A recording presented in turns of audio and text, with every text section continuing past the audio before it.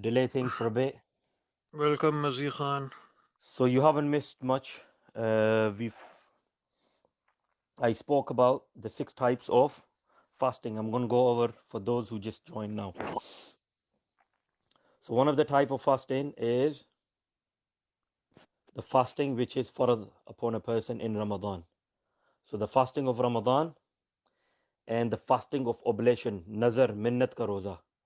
So if a person fasts because he makes an oblation with Allah that if this happens, then I will fast in such and such time, Monday or Tuesday or Wednesday or 3 days from in that month, okay, or 2 days or how many days. That's 2. Third one is the Qaza of Ramadan. Okay, a person misses the fast of Ramadan, he makes up for it. The 4th one is the Kaffaraat, the penalty, fasting of penalty. The 5th one is Nazar ghair mu'ayyan, he makes an oblation but he doesn't specify the time. 5. And the 6th one is optional, Nafal. Okay, we only done this. Okay, so the fasting of Ramadan and the fasting which is Nafal ghair mu'ayyan, or the fasting which is Nafal and fast which is mu'ayyan, Nazar mu'ayyan, that is accepted before without intention. Even if you don't have intention, you make intention in a previous night, it's still accepted. Okay, now here we are on the Masaa'il of moon sighting. So the first thing that comes up when the month of Ramadan is around the corner, everyone talks about moon sighting, and some people fight over moon sighting. It shouldn't be like that. Our Ustad used to say to us that whichever group of Muslims you follow, the ones that fast the first day or the second day, the one that do Eid on the first or the second day, they are both right. Why? Because this is the mas'ala of ijtihad, and in the mas'ala of ijtihad nobody is wrong. Allah will give reward to both of them, and the one who did the haqq and the right ijtihad, Allah will give them double reward. So whatever your local masjid follows, whichever masjid, whether it's Brelvi, Deobandi, Ahl Hadith, these are the 3 common Ahl Sunnah wal Jama'ah or Salafi mosques in the UK that we follow.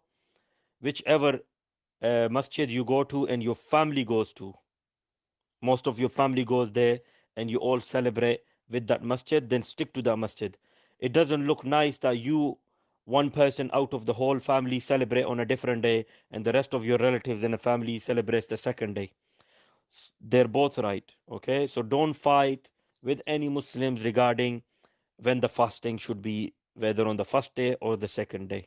Okay, this is mas'ala of ijtihad. Because we can't see the moon clear, this is why these problems occur, and both sides of ulama have their own dalail and they're both okay. Now here, وَيَنْبَغِي لِلنَّاسِ أَنْ يَلْتَمِسُوا الْهِلَالَ في يوم التاسع أو في اليوم 29 من شعبان فإن رأوه صاموا وإن غم عليهم أكملوا عدة شعبان 30 يوما ثم صاموا. It is important that a person looks out for the moon of Ramadan on the 29th of Sha'ban. Like you and I know, Islamic calendar, lunar calendar, Islamic calendar runs on the lunar calendar according to the moon. Okay, so the 29th of the moon, the 29th of the month, according to lunar date, okay, not the solar. According to the lunar day, if it's the 29th of Sha'ban, then a person should look out for the moon, go out and look for the moon. And if they see the moon, then they should fast. If they see the moon, then they should fast. وَإِنْ غُمَّ عَلَيْهِمْ, if they cannot see the moon, they didn't see the moon, أَكْمَلُوا عِدَّةَ شَعْبَانِ, then they should complete the 30 days, 30 yawman summa samu. Complete the 30 days, then fast. So it's the 29th of Sha'ban, you went and you looked for the moon, there was no moon, then complete the 29 days, meaning complete the 29, complete the 30, then fast the next day. Not just because you didn't see the moon and you start fasting. This is the rule. Okay. Abdullah bin Imran, he narrates this from Rasulullah sallallahu alayhi wasallam. أن رسول الله صلى الله عليه وسلم قال الشهر 29 ليلة. That the beloved Prophet صلى الله عليه وسلم said a month can be of 29 days and 29 nights. Okay, that the month can have 29 days. Okay, فلا تصوموا, don't fast. حتى تروه, don't fast for Ramadan until you have seen the moon. فإن غم عليكم, if you can't see it, meaning that the horizon has some clouds and it's not clear, the horizon is not clear and it has clouds, then what do? فَأْكْمِلُوا الْعِدَّةَ ثَلَاثِينَ, then complete 30 days of Sha'ban. Now this is the dalil of one of the group of scholars who say that the beloved Prophet said you have to see the moon. So we follow the ru'yat. It's called ru'yat. You need to understand the two groups of Muslims in the UK who fast on the first day and the second day. One group of scholars say that we're not going to fast because we didn't see the moon. We don't follow observatory, or we don't follow what the scientists say, because it's not about the existence of the moon. The science can say that the moon will exist on the 1st of October or the 2nd of, for example, this month. The moon, the observatory guys could say that the moon will be there on the 11th of April or the 12th of April. It will be there, but we won't be able to see it. One group of scholars say we don't follow that. It could be there, it could not be there. Maybe science is wrong. But the beloved Prophet said, when you see it, if we don't see it, we're not going to follow it. If we see it and they say as well, that's fine. But if we don't see the moon physically, then we're not going to follow that. So we have to see the moon. The other group says that in those days, the only way to find out if the moon is there is by seeing. Nowadays we have technology, and technology has advanced so far ahead that you can find out in advance when it will be the birth of the moon. So this is where the difference of two groups of scholars come, and it's based on evidence. And this is not a mas'ala of kufr and shirk, on which people fight. Guys, do you understand? So this mas'ala of moon sighting in the UK is not a mas'ala upon which people should fight. Yes, Rashida, this is why. So there is no difference. It's whichever you follow, it's absolutely fine. So whether you're following the first day or the second day, it's absolutely fine. They both have their evidences. One group of scholars goes by the wording of the hadith that the moon has to be clearly sighted. The second group says that the not just clearly sighted, even if we are told by observatory that the birth of the moon will be on such and such day, we'll just follow that. This is why in some masjids, when people say, oh, how can the imam announce 7 days in advance that the Ramadan will be on that day or Eid will be on that day? In some masjids they do that. In the UK, on a Jum'ah 1 week in advance, they say, okay guys, we're going to be fasting on the 13th. People are like, what are you on about? It's not even we haven't even sighted the moon. Why are you announcing? This is why they announce, because they follow science, they follow the observatory. Okay, and the other group of ulama don't. So they take it from here. Rasulullah said, فَلَا تَصُومُوا, don't fast حَتَّى تَرَوْهُ, until you see it. فَإِنْ غُمَّ عَلَيْكُمْ فَإِنْ غُمَّ عَلَيْكُمْ, if you can't see it because there are clouds, فَقْبِلُوا الْعِدَّةَ ثَلَاثِينَ, then complete 30 days.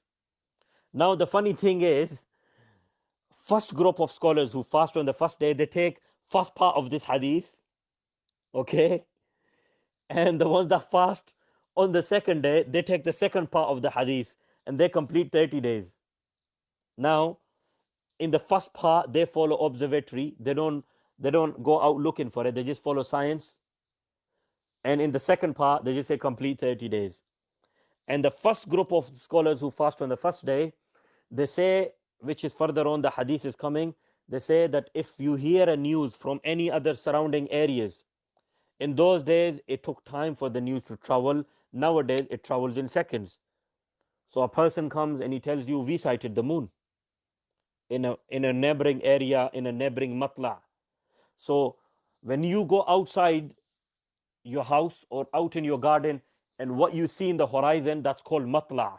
Matla is a place where the sunrise is or where your moon is, meaning that the horizon, ufuk, matla. What happens there, you can see your moon, you can see your star, and the sky that's visible to your eye is your matla. So my matla from my house is different to Vicky's. My matla from Rashida is different. My matla from Noreen, my matla from Suhail, my matla from Ustad Abdul Latif is different because I'm in the different part of the country or city. So when I look at the sky is different for me. When you guys look at the sky is different for you. So you're in a different part, different city, different area. So everybody has a different matla. Do you guys understand?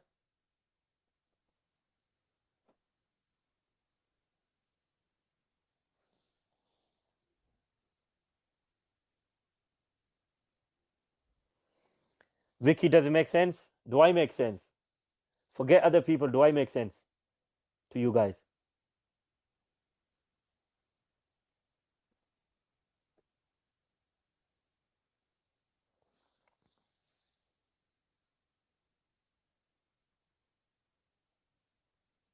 Definitely. Okay. So when, for example, in my matla, I went out and I looked for the moon and I couldn't find moon. But then Vicky messaged me, says, I sighted the moon. Noreen says, I sighted the moon. Suhail says, I sighted the moon. When many people have sighted the moon in different parts of the country, then everybody will fast in the country, even if they haven't seen the moon. Do you understand? Now, the first group of scholars, they say that if you hear the news that in some part of the world or in some matla in the world, in some area in the neighboring countries or in your Western countries, one of the Muslim country or in any country Muslims are fasting, then you just follow that news and you fast. This is why one group of scholars, they follow either Morocco or Algeria or Saudi Arabia or France or Belgium. They just get the news from there. They used to follow Marrakesh, they used to follow Morocco, but the news used to take too long. It used to be too long before they could get the news. So they started following Saudi Arabia. They just hear the Saudi has announced it. They just announce it because they heard that Muslims are celebrating Eid in some part of the world. And they just fast or they just have Eid. The second group says, no, we're not going to fast because according to the scientists and according to observatory, the moon hasn't even been born yet. So they have told us the birth of the moon will take place tomorrow at 6 p.m. or 7 p.m. It takes 18 hours. Before they say that before the moon can be sighted, the moon has to be 18 hours old. So when the birth of the new moon takes place, it takes the new moon 18 hours to appear in the horizon. Then we can sight it with the eye. So they say, we're not going to fast until those 18 hours have passed. Do you guys understand?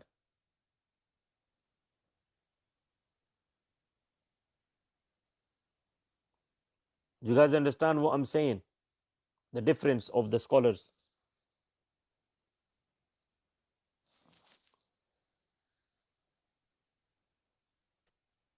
You understand? Okay, very good.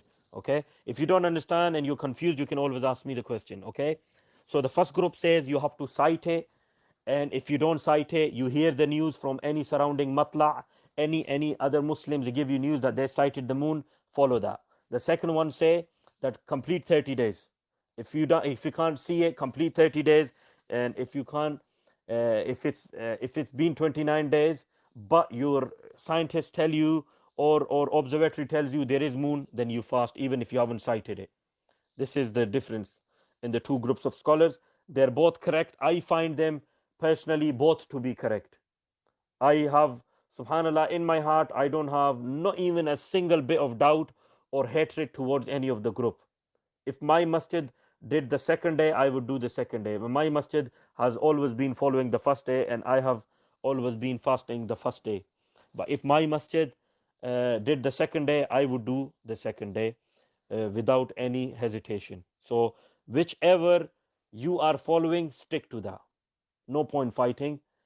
Both sides have ulama, and both are very good, pious, God-fearing, knowledgeable ulama. They're both scholars, and scholars have differences based on the opinions, and they both have their evidences from the Quran and the Sunnah.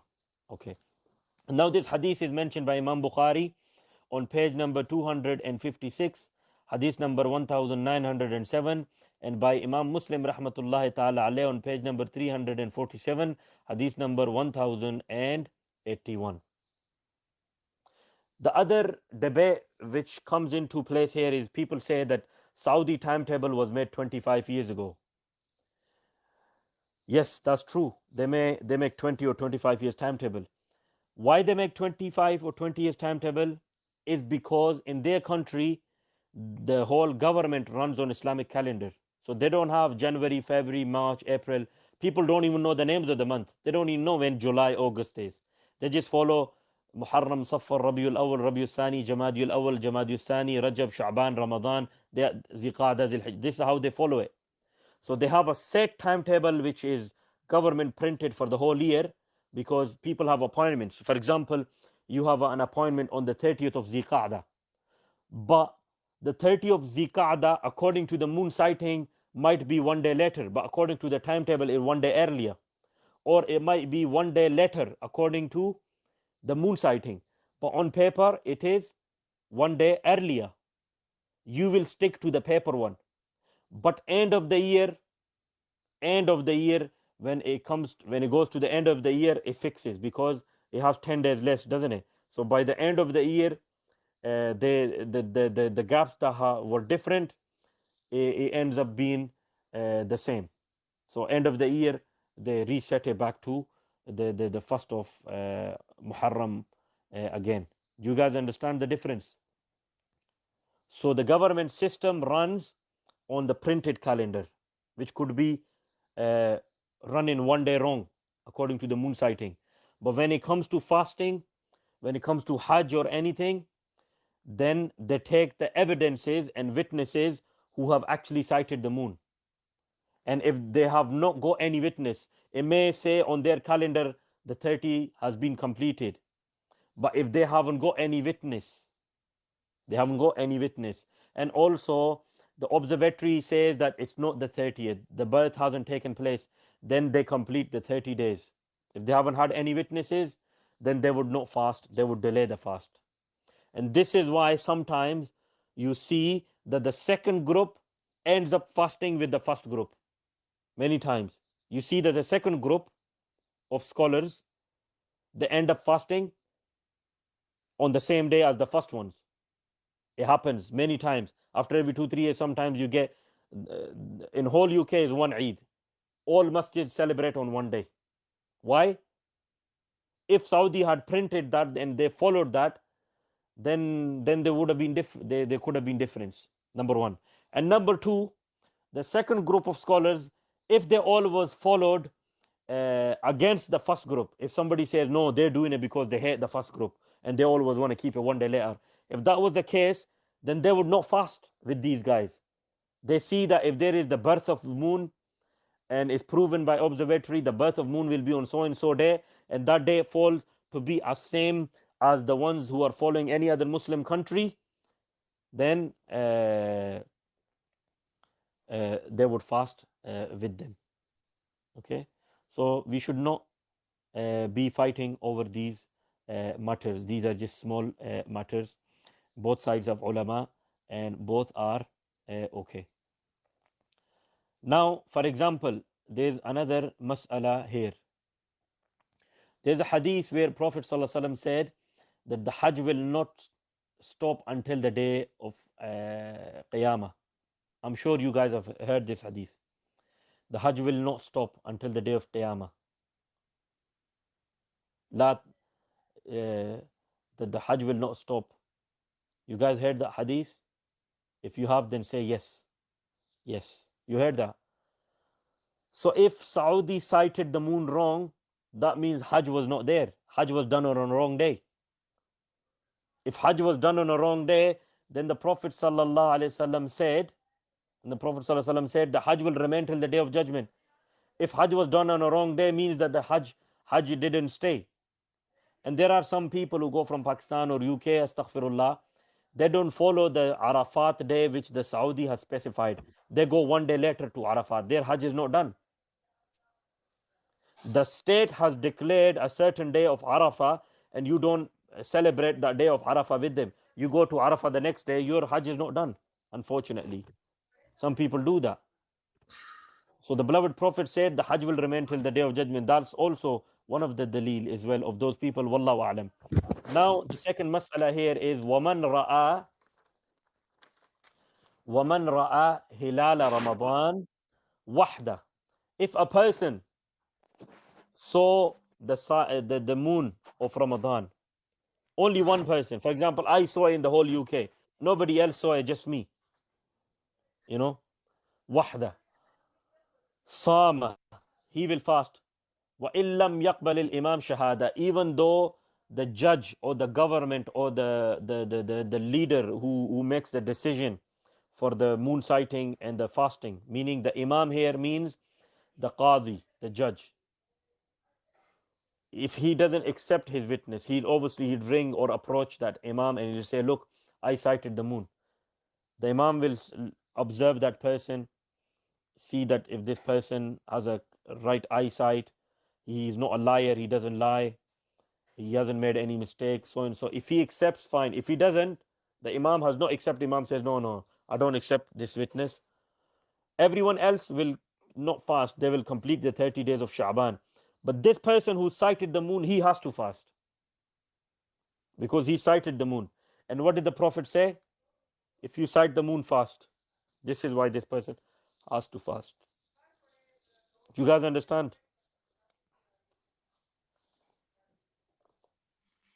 And if this person did not fast, then he has to make qaza for the fasting. Okay, he has to make qaza for that fasting. Wallahu a'lam, Allah knows the best. وَإِن كَانَ فِي السَّمَاءِ عِلَّةٌ قبل الإمام شهادة الواحد العدل في رؤية الهلال رجلا كان وامرأة حرا كان أو عبدا. Imam Quduri rahmatullah alayhi brings a mas'ala here. If the horizon was not clear, if the sky was not clear, it had clouds on there, it was dull and it was not clear and it was not clean, then the imam can accept one person's witness or one person's sighting, and this person has to be adl. Adl means that he was never caught lying. He's not blacklisted by the court that this person is a liar or is a cheater. He's not classed as a cheater. He's adl, meaning that he's adil. Adil means a person who's trustworthy. He's a trustworthy person who sights the moon, whether he's a man or a woman. Rajulan kana aw imra'atan, whether it's a man or woman. Hurran, he's a free man, aw abdan, or he's a slave. Then the qadi, the judge, has the right to accept. For example, in Pakistan we have Mufti Munibur Rahman. He's the qazi in Pakistan. So Mufti Munibur Rahman in Pakistan has the right to make the judgment, whether he accepts or whether he does not accept. This is why sometimes people are like, oh, Mufti Munibur Rahman made wrong decision, blah blah blah. He's a qazi, he can make any decision, and he knows the Masaa'il and the teachings of the Prophet ﷺ more than anybody who's out there. So you have to stick to the alim because he has a full group of ulama and scientists who sit on the table with him and they all make the decision together.